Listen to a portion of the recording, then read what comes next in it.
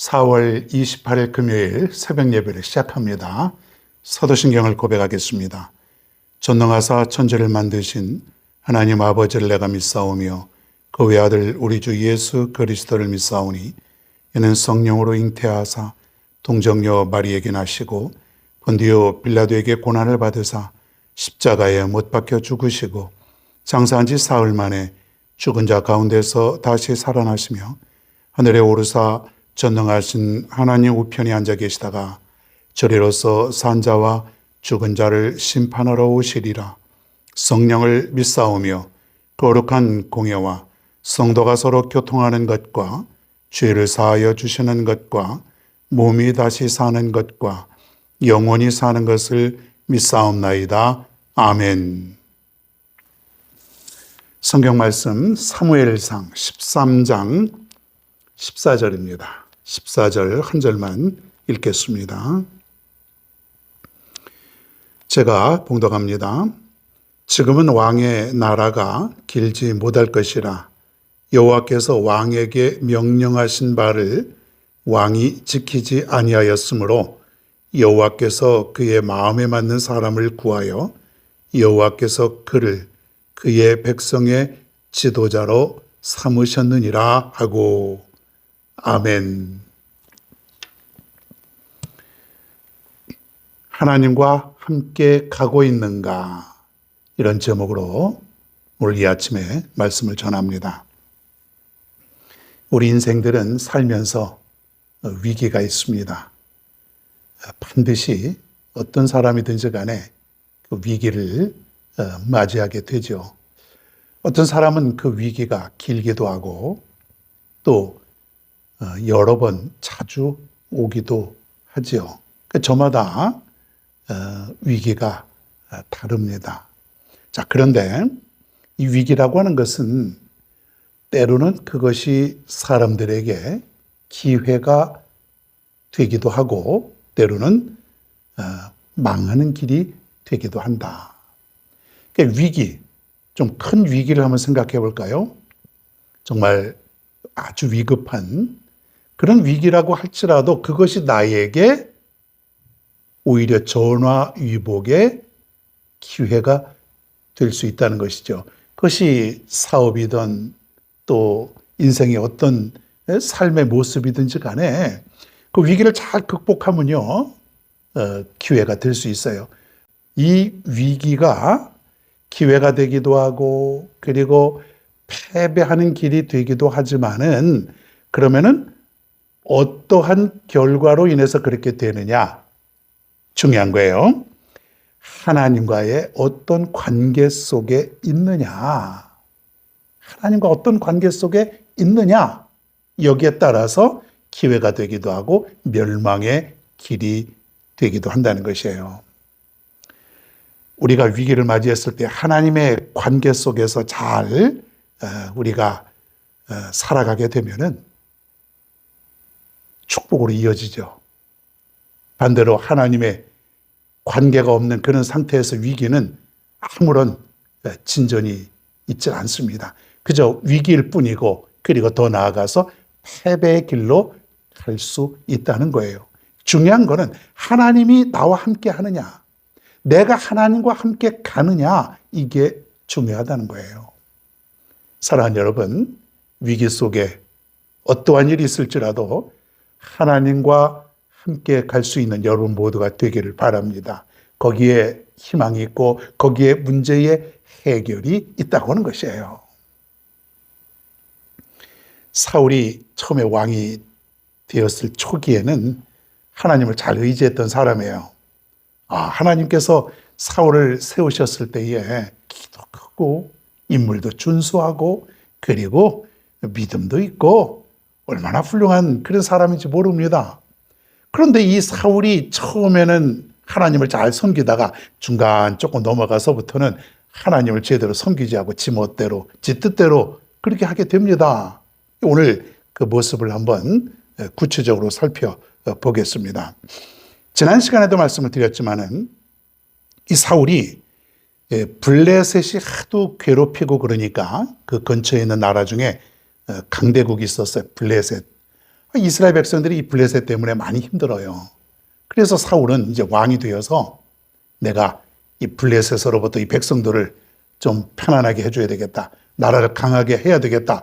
그런 마음을 갖게 됩니다. 왕으로서 지극히 당연하고 올바른 선택이라고 볼 수가 있어요. 자, 그런데 군대를 모집하고 그런 과정 속에서 하나님 없이 자기의 뜻대로 전쟁을 치르고자 했던 이게 문제였다는 것이에요. 자신의 힘만 믿고 숫자만 믿고 군대를 모집하고 그랬는데 하나님이 함께하지 않은 것이에요. 왜 그렇습니까? 사울이 자신의 힘을 의지하고 자신의 뜻대로 뭔가 해보려고 했던 것이에요.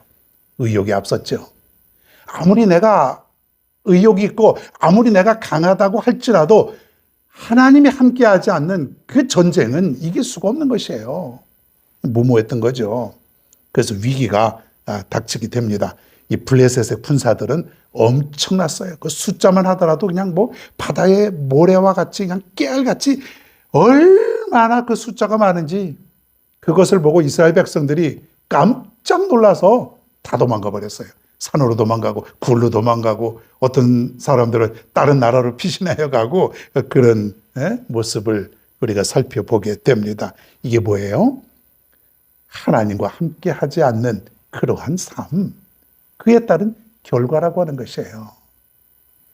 처음에는 아무 일 일어나지 않을 거라고 생각하죠. 뭔가 잘 될 거라고 생각을 하죠. 뭔가 잘 진행돼 가고 있습니다. 우리의 삶 속에도 마찬가지예요. 돈도 벌고 사업도 잘 돼요. 직장도 아무 문제 없습니다. 살아가는 모든 것들이 아주 형통하지요. 자, 그런데 어느 순간에 위기가 닥칩니다. 하나님 없는 사람의 위기는 어떤 결과예요? 망하는 길이라 그랬어요. 이 사울의 모습도 그런 것이에요. 자, 그런 다음에 사울이 또 어떤 잘못을 저지르냐 하면은 두 번째 실수죠. 자, 이제 군사들을 수천 명을 이제 모집을 했습니다. 예, 그런데 이제 사울이 하나님 앞에 큰 제사를 드리고자 합니다. 자, 누가 와야 돼요? 사무엘이 와야 돼요. 지금 군사들은 다 소집해 놓고 지금 사무엘 제사장이 오기만을 기다리고 있는데 이 사무엘 제사장이 더디 오는 거예요. 당도를 안 하는 것이에요. 시간이 많이 지나고 아마 며칠이 지났겠죠. 그러다 보니까 백성들이 조금씩 흩어지는 것이에요.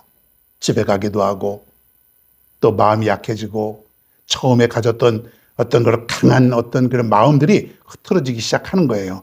그러다 보니까 사울이 급한 거예요. 빨리 지금 제사장 사무엘이 와서 이 제사를 좀 집전해야 되는데 지금 언제 올지 모르는 거예요. 사울이 급해가지고 자신이 집례자가 되어서 하나님 앞에 제사를 지내는 모습이 나오게 됩니다.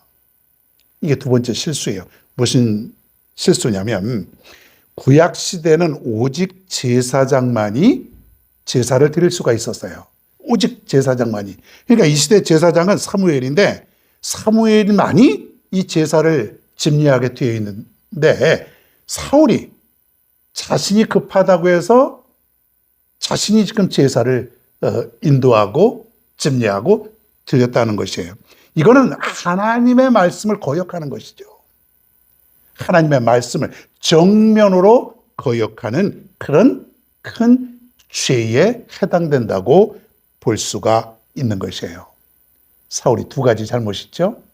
자신의 뜻대로 자신의 힘으로 군사를 소집해서 블레셋과의 전쟁에 임하려고 했던 그 첫 번째 잘못. 그리고 두 번째는 사무엘이 제사를 집례해둠에도 불구하고 조급해서 자신이 대신 제사를 지내려고 했던 두 번째 잘못. 큰 실수죠. 큰 실수예요.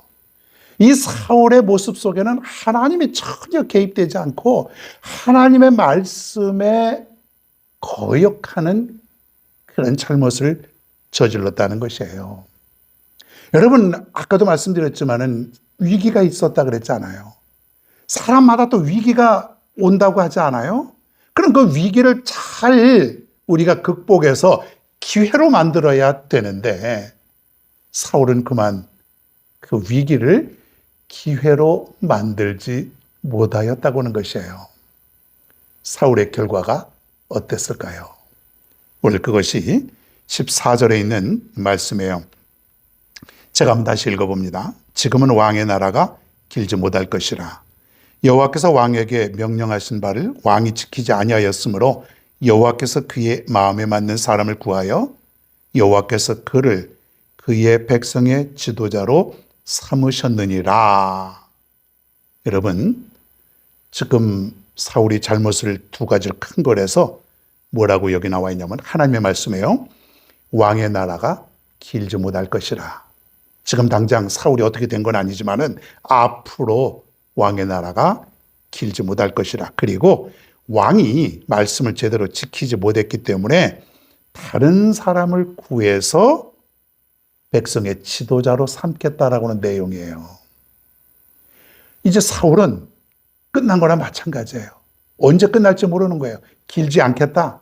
그리고 다른 사람을 구해서 하나님에 맞는 다른 사람을 또 구해서 백성의 지도자로 삼을 것이다. 이렇게 얘기하고 있습니다. 무엇 때문에? 조급해서 위기가 있었지만 하나님께 묻고 하나님께 모든 것을 의논하고 하나님과 더불어 이것을 진행했어야 됨에도 불구하고 하나님과 상관없는 그러한 인생, 그러한 삶, 이것이 사울의 결정적인 실수였다는 것이에요. 사랑하는 성도 여러분에게도 지금까지 수많은 위기가 있었고 또 지금도 있을 수 있고 앞으로 또 위기가 다가올 수 있습니다. 그 위기를 기회로 삼으십시오. 그 방법은 하나님과 함께 가고 있는 것이에요.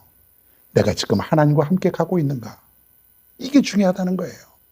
조급하다고, 불안하다고, 내가 방법을 잘 모른다고 여러분 그렇게 하면은 그래서 하나님을 내가 생각하지 못하고 살아간다면 우리는 방법이 없어요. 하나님이 떠난 인생은 결코 잘 되지 못한다는 것이에요.